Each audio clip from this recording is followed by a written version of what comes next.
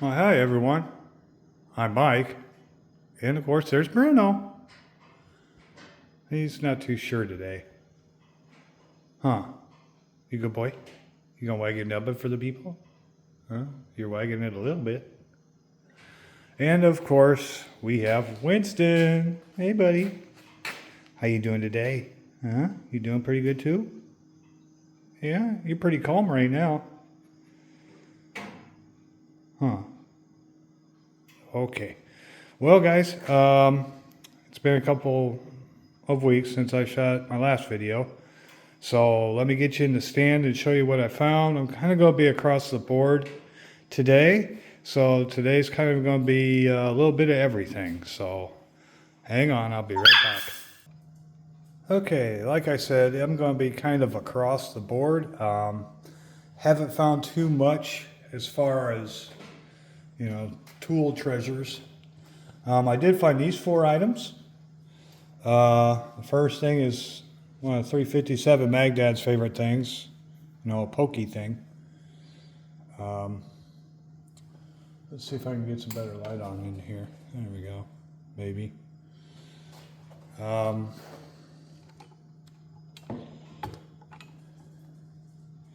It is a Stanley. I paid 50 cents for this, or I paid $1 for this. Still got some of the green paint on it. It's in relatively decent shape. I found my first SK standard screwdriver. The part number is 70084. The plastic has a little gunge, but it isn't cloudy. It just needs to be probably cleaned up and polished out. But I finally found my first one. Another wooden handled screwdriver. I know I need another one of these, like a hole in the head. But it was in relatively good shape. Paid 50 cents for that. So I paid $1 for the SK, 50 cents for that. I did pay $2. See if I can get that to show up for you guys. For an LS Starrett mini caliper. It does the 30 seconds on this side. And then it has the 64ths and the 30 seconds also on this side. So I paid $2. It has the little lock on it, and it's a little sticky on one spot of this here. So I don't know quite what's going on there. Tried cleaning it out. I think it might have been bent or tweaked at one time. But I paid $2 for that. And then I've been kind of messing around with the wife's car for the last little bit. This is kind of going to be a comparison and a review. And what we're going to do is talk about engine codes a little bit. Now, my wife's car started picking up a lean code. Now, this is the little machine that I've had before. It's a PTW2977. Here's the owner's manual for it. And this can kind of get you started in the right direction, but this only performs 4 functions. It reads the code. It'll show you the code. It'll show you the VIN number, and then you can erase the code. That is about all this will do. It was maybe $30, $40 at a local farm store. And at the time, it got me in the right direction. And I've had this for a couple of years. And it's it does what it's advertised to do. But again, it is not got very many functions. So, yeah, you get what you pay for. Now, in the process of trying to figure out what was going on with the wife's car, she got me, bless her heart, wife's got a heart of gold. She got me this machine. It's an Autolink AL519. It's from Autel. You can get it on Amazon. This machine will do everything the other one did, but you can also have this on while the car is running, and it'll give you fuel, air pressures, fuel percentages. I mean, this is the owner's manual, and it's got all the table of contents there. And does so much more. So what the conclusion to the lean code was, and we'll go out there and I'll show you.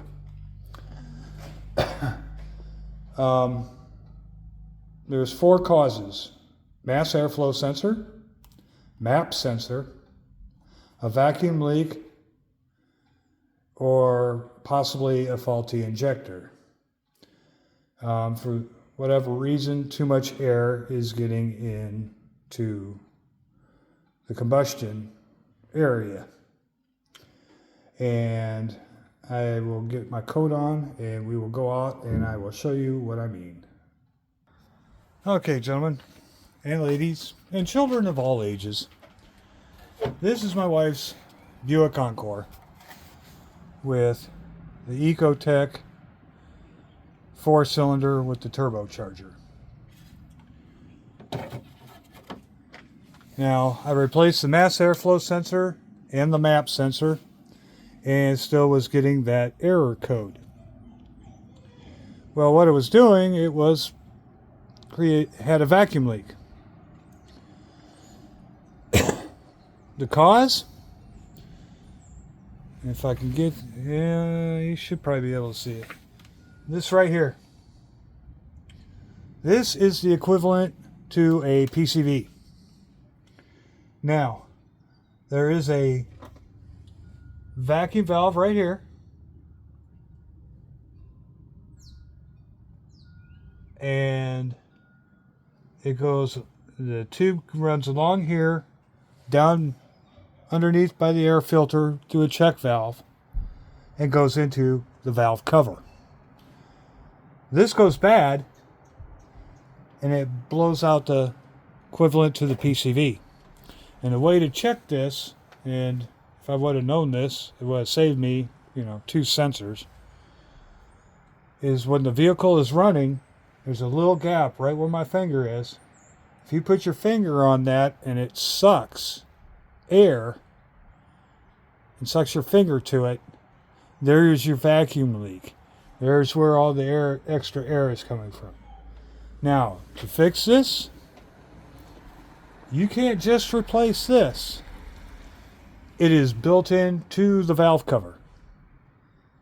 And then the valve that keeps this in check is in the intake. So what do you have to do? You have to replace the intake and the valve cover. Major pain. Way over-engineered. They do sell it as a kit. It is not... It's pretty straightforward, but to go through all that just to fix a minor vacuum leak right here, because this diaphragm that's inside here ruptures, and it is a complete pain in the place you sit. But with that being said, all that done, it is back to where it should be. The only reason I found this out is because of the simple fact that I don't have a smoke machine, and took it down the street to a guy that would have one, and he told me to check that first thing, and I did, and that was the problem. So it is a fairly common problem. Now we have about 72,500 miles on this little car. I hope this isn't something I got to do every 72,000 miles. Another common problem with these is the turbos and the oil cooler for the turbo. There was a recall on these. I don't know if this has been taken care of since the recall, because we bought it used.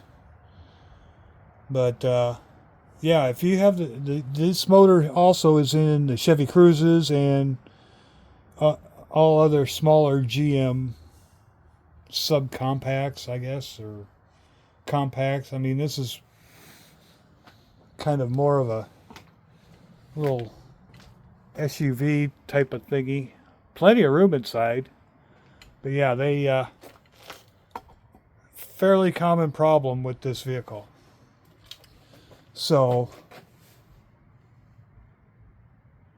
now that this is fixed, I could probably get started back on some other stuff. So let's get back inside where it's nice and toasty and see what else we're going to come up with. Okay, like I said, we're going to be across the board today. As you can see, I have kind of a spreader. We were using this at work as a salt spreader. We've had it for a few years. But the wear and tear on it, it finally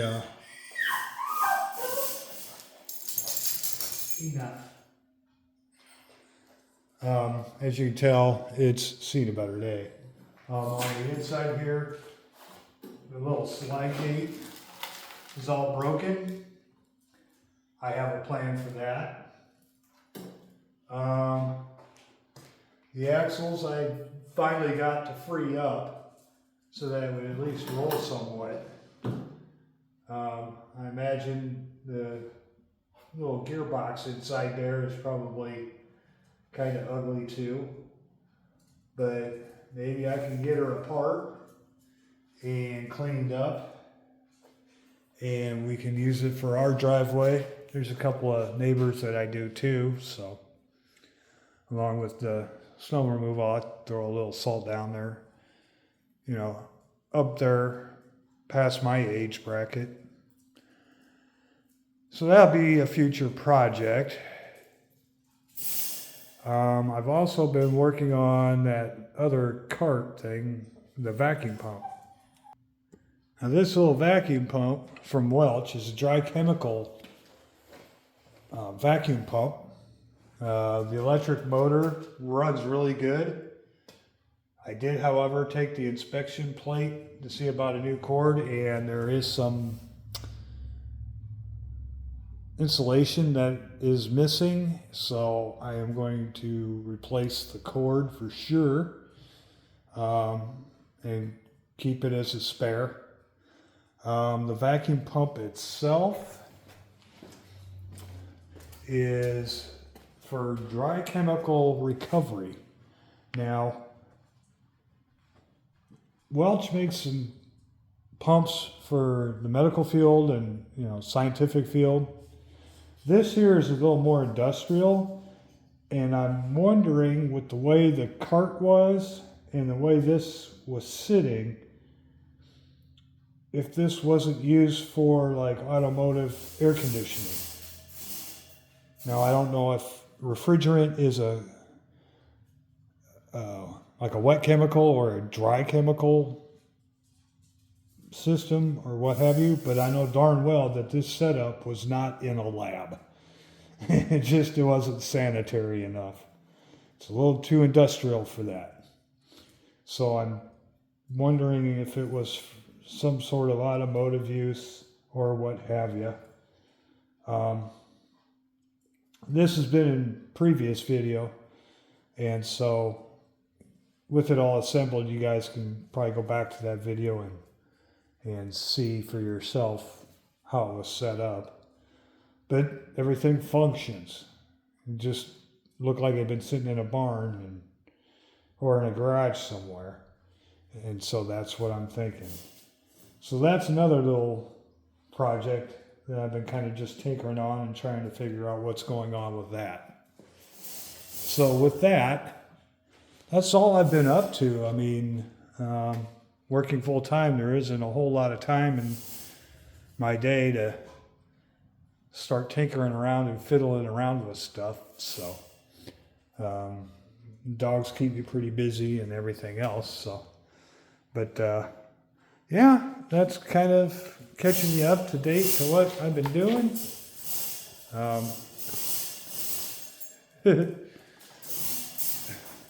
are you moving your cage? Huh? Why are you moving your cage? Yes, I know. Everybody's a good boy, huh? Is everybody a good boy? Huh? Is everybody a good boy? Yeah. So, thanks for stopping by. Just kind of catching you up as to what I'm doing and how things are going. From Bruno and Winston. Wow. Thanks for stopping by. Thanks for watching. Please like and subscribe.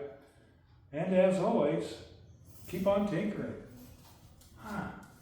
Tell them, keep on tinkering, huh, buddies? Are they going to keep on tinkering? Oh, they'll probably get into some mischief, just like you two. Huh? Yeah, sure. Look at that. Look at that belly rub. God, you're getting to be such a sausage. Such a sausage. Such a sausage. And you're a Wiener Schnitzel. Thanks again, guys. Bye.